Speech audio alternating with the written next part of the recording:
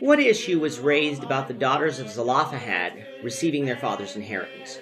This is a question that we seek to answer today as we continue our verse-by-verse study of the book of Numbers on Walking Through the Bible. If you have a Bible with you, turn to Numbers 36. We're going to be reading from verses 1 to 4. If you don't have a Bible, don't worry. Just follow along with us on the screen. The version that we'll be reading from is the New King James Version. So, Numbers 36, beginning at verse 1. Now the chief fathers of the families of the children of Gilead, the son of Machir, the son of Manasseh, of the families of the sons of Joseph, came near and spoke to Moses and before the leaders, the chief fathers of the children of Israel. And they said, The Lord commanded my lord Moses to give the land as an inheritance by lot to the children of Israel. And my lord was commanded by the Lord to give the inheritance of our brother Zelophehad to his daughters. Now, if they are married to any of the sons of the other tribes of the children of Israel, then their inheritance will be taken from the inheritance of our fathers, and it will be added to the inheritance of the tribe into which they marry, so it will be taken from the lot of our inheritance. And when the Jubilee of the children of Israel comes, then their inheritance will be added to the inheritance of the tribe into which they marry. So their inheritance will be taken away from the inheritance of the tribe of our fathers.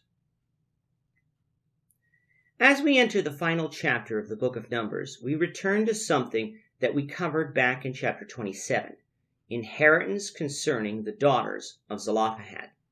To refresh our memories as to what happened there, let's reread Numbers 27, verses 1 to 11.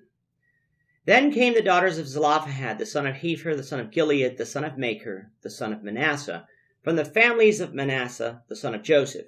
And these were the names of his daughters, Mahlah, Noah, Hoglah, Milcah, and Tirzah. And they stood before Moses, before Eleazar the priest, and before the leaders and all the congregation by the doorway of the tabernacle of meeting, saying, Our father died in the wilderness, but he was not in the company of those who gathered together against the Lord in company with Korah, but he died in his own sin, and he had no sons. Why should the name of our father be removed from among his family because he had no son? Give us a possession among our father's brothers. So Moses brought their case before the Lord. And the Lord spoke to Moses, saying, The daughters of Zelophehad speak what is right. You shall surely give them a possession of inheritance among their father's brothers, and cause the inheritance of their father to pass to them. And you shall speak to the children of Israel, saying, If a man dies and has no son, then you shall cause his inheritance to pass to his daughter. If he has no daughter, then you shall give his inheritance to his brothers. If he has no brothers, then you shall give his inheritance to his father's brothers. And if his father has no brothers, then you shall give his inheritance to the relative closest to him in his family, and he shall possess it. And it shall be to the children of Israel a statute of judgment, just as the Lord commanded Moses.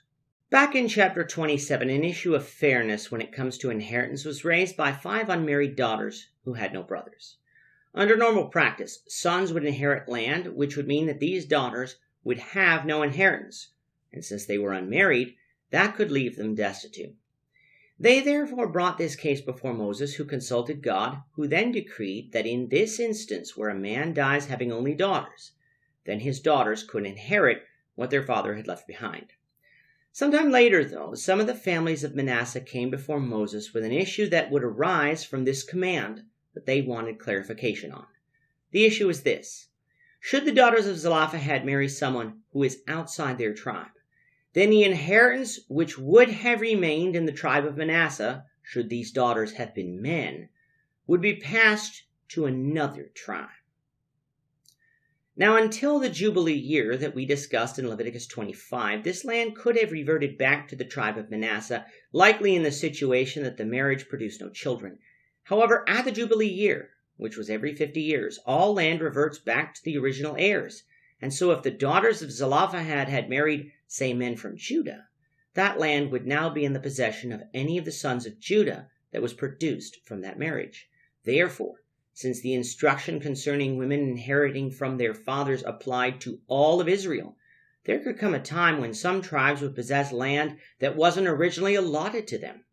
To us, this might seem like a petty squabble, But that's because to many of us, especially those who live in cities, land and property have become easily transferable.